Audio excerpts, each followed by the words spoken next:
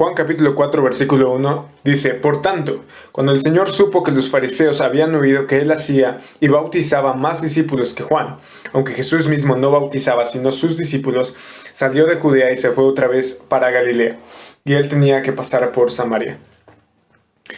Y este relato, esta pequeña sentencia, anuncia ya desde, como de antemano, un lugar extraño, un lugar que no se había mencionado antes, y ese es Samaria. Pero veamos desde el versículo 1, por tanto, y este por tanto se refiere a cuando Juan el Bautista da un testimonio final acerca de Jesucristo, que él realmente es el que está por encima de todo, que es más importante que todos y es más grande que todos, y sobre todo es aquel que es supremo sobre todas las cosas. También ha demostrado como nadie su amor tan grande por nosotros.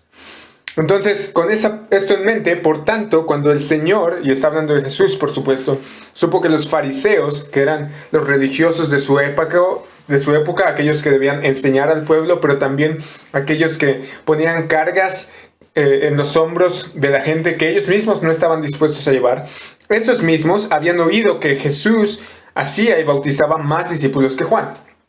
Pero esto quedó resuelto el capítulo pasado, en el capítulo 3. Pero el versículo 2 nos aclara que Jesús mismo no bautizaba, sino sus discípulos.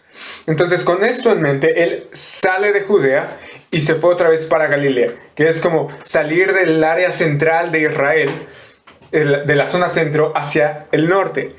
Y detalle aquí que a nosotros nos parece insignificante, y es porque nosotros no estamos viviendo en el mismo contexto que ellos. Dice, y él, o sea Jesús, tenía que pasar por Samaria. Ahora, Samaria es un poco chistoso que Juan lo mencione, porque los judíos y los samaritanos no se llevaban.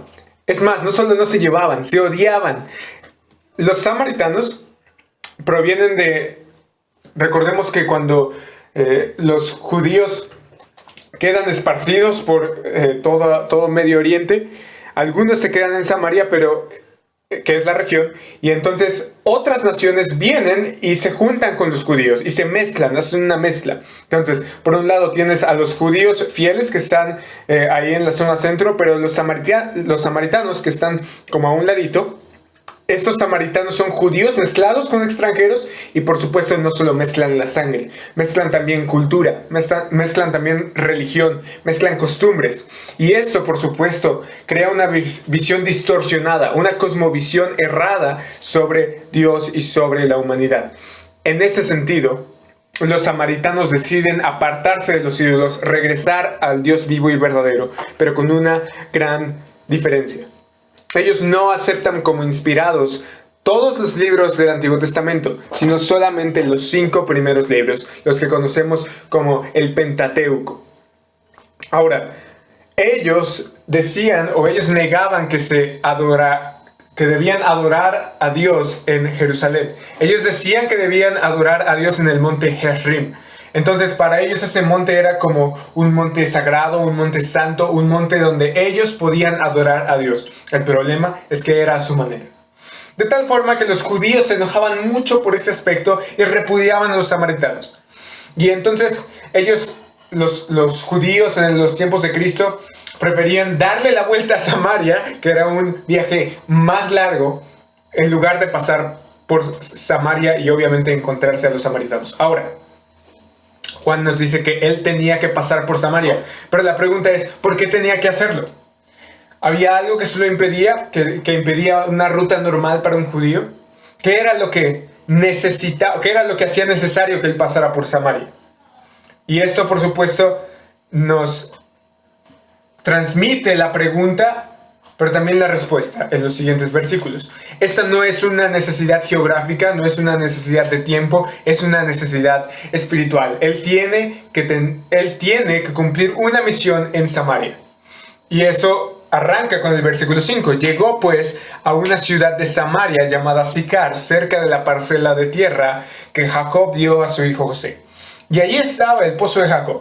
Entonces Jesús, cansado del camino, se sentó junto al pozo. Era cerca del mediodía. Una mujer de Samaria vino a sacar agua y Jesús le dijo, dame de beber. Entonces Jesús ahora está en esta ciudad llamada Sicar y Juan nos da un dato interesante que es cerca de la parcela de la tierra que Jacob dio a su hijo José. ¿Y a nosotros qué? Bueno, resulta ser que los samaritanos veneraban a los patriarcas, a Abraham, a Isaac y a Jacob, los respetaban, les tenían sumo respeto y reverencia hacia ellos, de tal forma que el pozo de Jacob estaba ahí y muchas personas acudían a ese pozo y las personas, no solo el monte Gerizim era importante para ellos, sino todas las posiciones geográficas o los lugares que los patriarcas habían pisado. Entonces, estaba allí el pozo de Jacob y Jesús, cansado del camino, se sienta junto al pozo. Qué interesante. Jesús, quien se describió en el capítulo 1 como el verbo que era Dios, que estaba con Dios y que creó todas las cosas, y en el capítulo 3 como el que está por encima de todo, y en el capítulo 2 como el que puede convertir el agua en vino, ahora está cansado del camino. Y se sienta junto al pozo. Y nos da un detalle interesante, que era cerca del mediodía. Entonces, como todos los que hemos caminado a mediodía, está el sol pegando de lleno y por supuesto Israel es muy caluroso, es un clima desértico. Entonces, pintémonos esta escena. Está el desierto, mediodía, Jesús está cansado, se sienta junto al pozo y, versículo 7, una mujer de Samaria vino a sacar agua y Jesús le dijo, dame de beber. ¿Y por qué le dijo esto? ¿Que no estaban ahí sus discípulos? Versículo 8, pues sus discípulos habían ido a la ciudad a comprar alimentos. Entonces la mujer samaritana le dijo, ¿cómo es que tú, siendo judío, me pides de beber a mí, que soy samaritana? Porque los judíos no tienen tratos con los samaritanos. Y entonces Jesús aquí está pidiéndole de beber a esta mujer samaritana y la mujer sorprendida le dice, oye, ¿cómo es que me pides de beber a mí? ¿Y por qué? A nosotros nos parece un poco simple este dato. Un poco simple y sin sentido esta pregunta. Pero esta mujer samaritana que se nos describe aquí era eso. Y era digna de repudio por parte de los judíos. Era digna de repudio por parte de los judíos también religiosos. De los rabíes, de los maestros. ¿Por qué? Número uno, era mujer. Las mujeres en el primer siglo, y también en Israel, por supuesto, eran despreciadas, eran rechazadas. Y también debemos considerar que esta mujer era samaritana. Y ya vimos que los judíos eran enemigos de los samaritanos y viceversa. De tal forma que es extraño ya de por sí que un hombre le hable a una mujer, doblemente extraño que le hable a una mujer samaritana. Y como veremos después, esta mujer no es una santa. Tiene un estigma moral muy grande. Y entonces es sorprendente que Jesús le hable. Y la mujer dice, oye, ¿cómo es que tú siendo judío, porque Jesús era judío, me pides de beber a mí que soy samaritano? Y ahí está la nota que Juan hace, porque los judíos no tienen trato con los samaritanos. Jesús le respondió, si tú conocieras el don de Dios y quién es el que te dice, dame de beber, tú le habrías pedido a él y él te hubiera dado agua viva. ¿Qué significa esto? Si tú conocieras el don de Dios, bueno, don es un regalo por gracia. No te lo mereciste, eso es un don, es un regalo. Entonces, cuando le dice, si tú conocieras el don de Dios, es si tú conocieras el regalo, la gracia de Dios, y quién es el que te dice, dame de beber, tú le habrías pedido a él. Es decir, esta mujer tenía que conocer un par de cosas. Número uno, la gracia de Dios, el don de Dios, el regalo de Dios hacia el hombre. Y número dos, tenía que reconocer quién era el que le decía, dame de beber. No basta con solo conocer una parte. Aquí vemos un y, ¿verdad? Entonces tenemos que conocer las dos cosas. Y en consecuencia, dice Jesús, tú le habrías pedido a él. Y él te hubiera dado agua viva.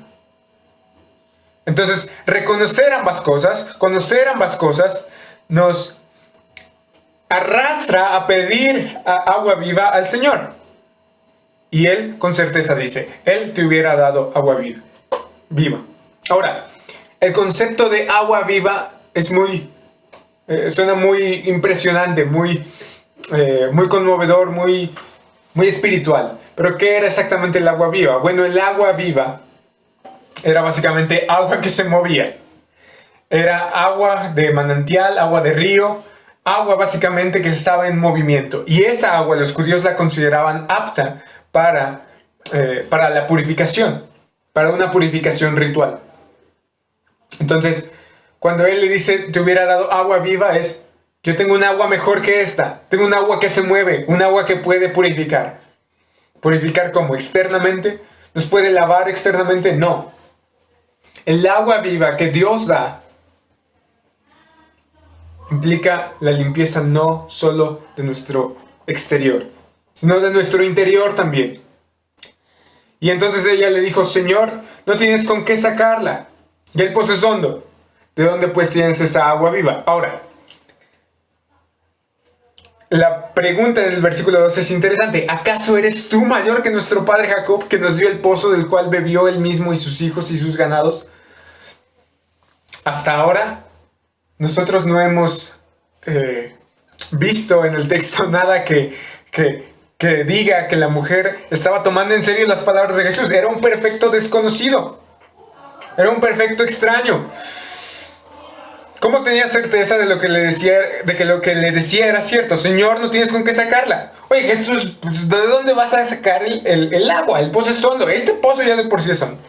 ¿De dónde tienes el agua viva? Yo te veo ahí sentado junto a este pozo.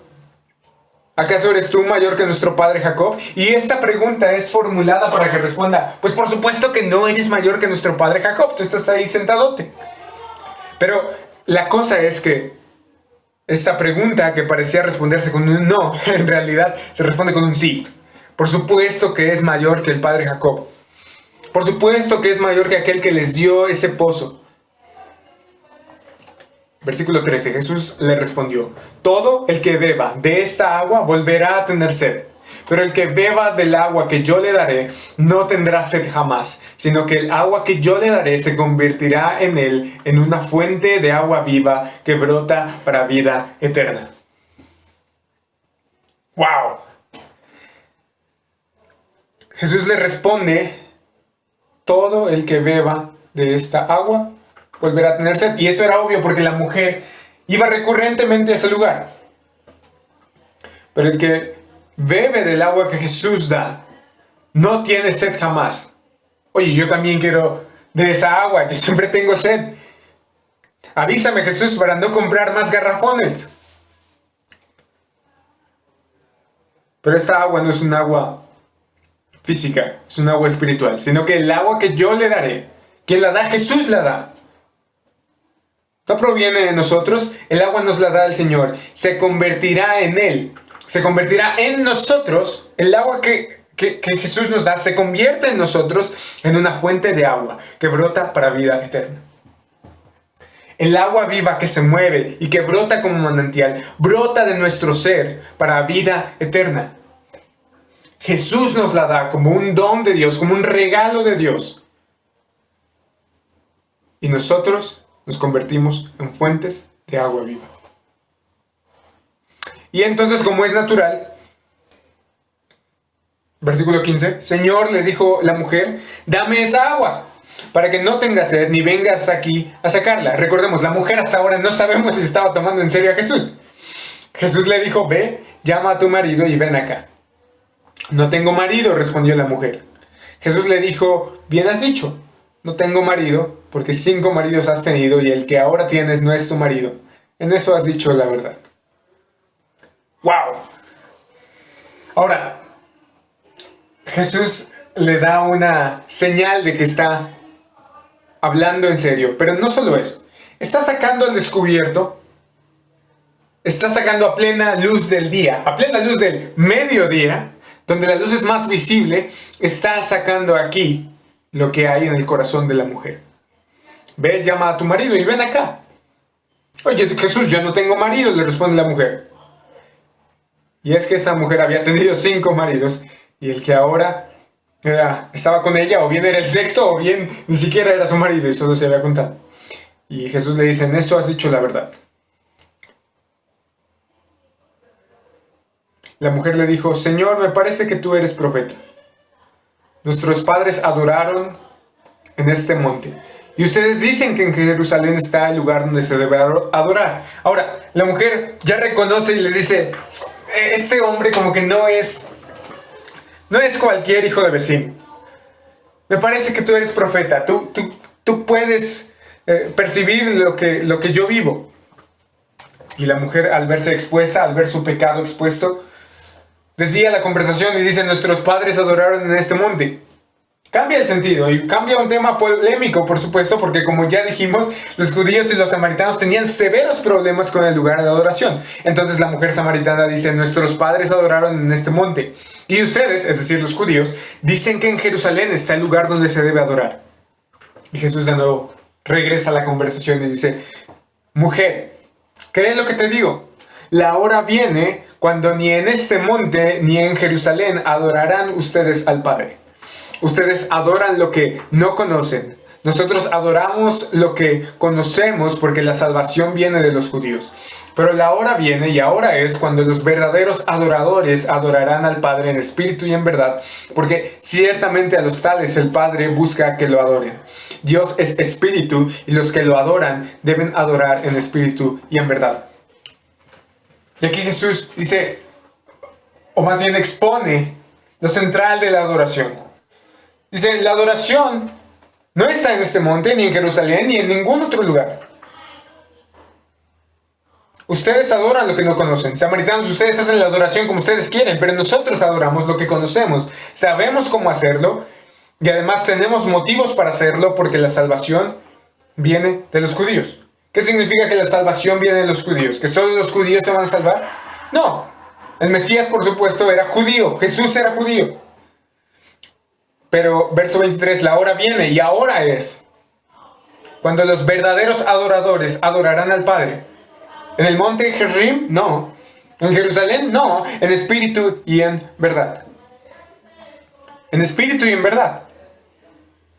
Y aquí de nuevo vemos un y.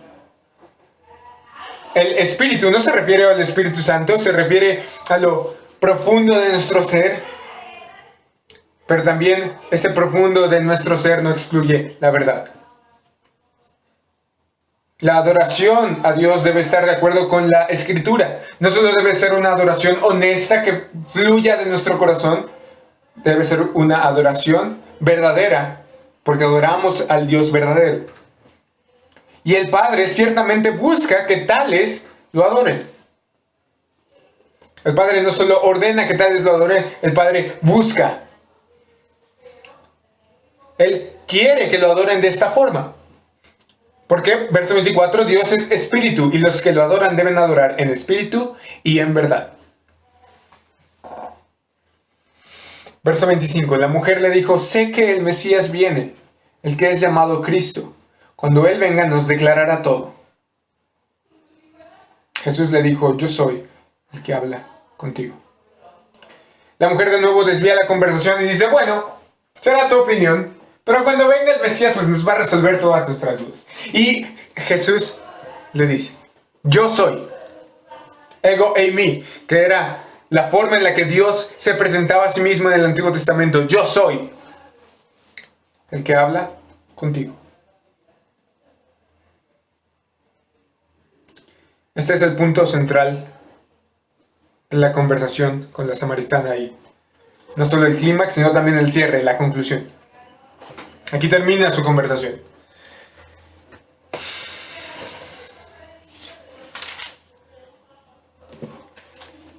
Y para aplicar este pasaje en nuestras vidas, nosotros no solo debemos quedarnos en el capítulo 4. El capítulo 4 está después del capítulo 3, o vaya sorpresa. Jesús le dijo a la mujer, si tú conocieras el don de Dios. Y en el capítulo pasado vimos qué era ese don de Dios. Juan 3:16, porque de tal manera amó Dios al mundo que dio a su Hijo unigénito para que todo aquel que cree en Él no se pierda, sino tenga vida eterna. Esa agua viva que Jesús nos da y que se convierte en fuente de agua, brota para vida eterna. Nosotros queremos esa vida eterna, queremos esa agua viva, debemos conocer y reconocer algo. que esta agua viva es un don de Dios. Es gracia de Dios, es un regalo de Dios que no lo merecemos. Que Dios nos ve como necesitados, que Dios nos ve sedientos, cansados de que tomamos de un agua y no nos saciamos, seguimos sedientos. Él es el agua que viene a nuestras vidas y nos refresca. Y no volvemos a tener sed jamás, porque Él nos sacia completamente. Y esto no proviene de nosotros, sino que es un don de Dios. No es por obras, para que nadie se gloríe. La mujer samaritana solo podía presumir de algo, de su pecado.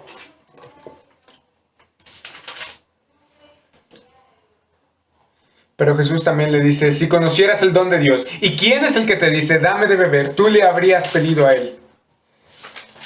¿Conocemos quién es Jesús? ¿Quién es Jesús? Es aquel, capítulo 1, versículo 1, es aquel que es el Verbo, que era Dios y que estaba con Dios y que creó todo. El Verbo que se hizo carne, versículo 14 del capítulo 1. El Cordero de Dios que quita el pecado del mundo. Aquel de quien escribió Moisés y los profetas. El Mesías, el Hijo de Dios. El Hijo del Hombre sobre quien desciende el cielo a la tierra.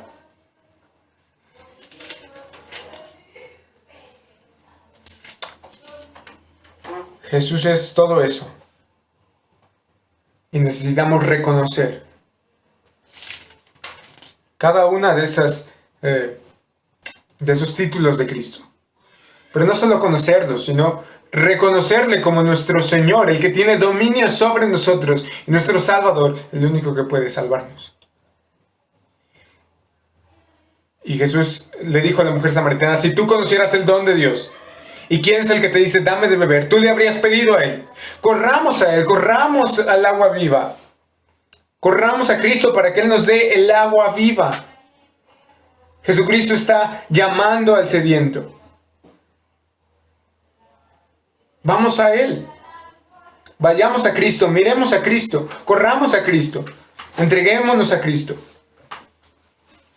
Oye, pero cuando eso suceda va a quedar expuesto mi pecado a mediodía. Y es que el capítulo 3 terminó así. El capítulo 3 decía, y este es el juicio, que la luz vino al mundo y los hombres amaron más las tinieblas que la luz, pues sus acciones eran malas.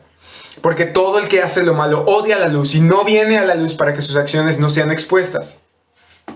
Pero el que practica la verdad viene a la luz para que sus acciones sean manifestadas, que han sido hechas en Dios. Cuando nosotros nos acercamos a Cristo, Cristo nos desnuda y nos deja ver nuestro pecado y nos expone la maldad que hay en nosotros. Y nosotros queremos desviar la conversación y Jesús la regresa y dice, es necesario que adores a Dios, no como quieres. Cristo nos ha dado el agua viva. Y si ya hemos tenido esa agua viva, si tenemos a Cristo, ahora nuestra tarea es adorar al Padre. ¿Cómo? ¿Como nosotros queremos, como los samaritanos? ¿Religiosamente y dogmáticamente como los judíos? No, en espíritu y en verdad. De todo corazón, con toda nuestra alma, con toda nuestra mente, con todas nuestras fuerzas, cada día, pero conforme a su palabra, en verdad.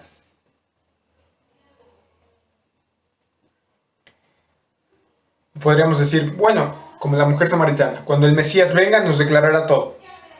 Y Jesús dice, yo soy el que habla contigo, yo soy el Mesías, el que está en las Escrituras, la revelación final de Dios al hombre. Él es el agua viva, el agua que nos sacia. Él es. Quisiera terminar con un pasaje de Jeremías capítulo 2, versículo 13.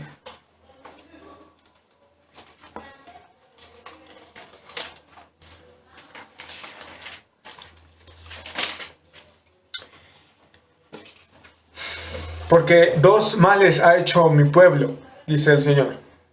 Me han abandonado a mí, fuente de aguas vivas, y han cavado para sí cisternas, cisternas agrietadas que no retienen el agua.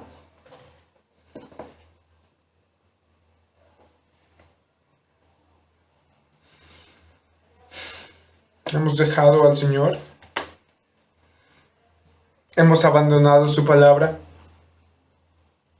Hemos cavado para nosotros cisternas rotas, cisternas agrietadas, que no retienen ni podrán retener nunca el agua. Hemos hecho eso.